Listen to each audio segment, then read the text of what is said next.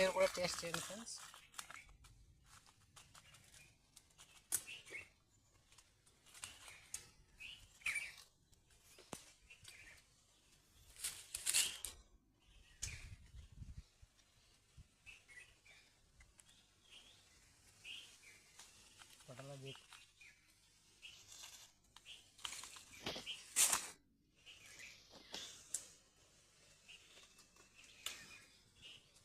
చాలా బాగుంది బా.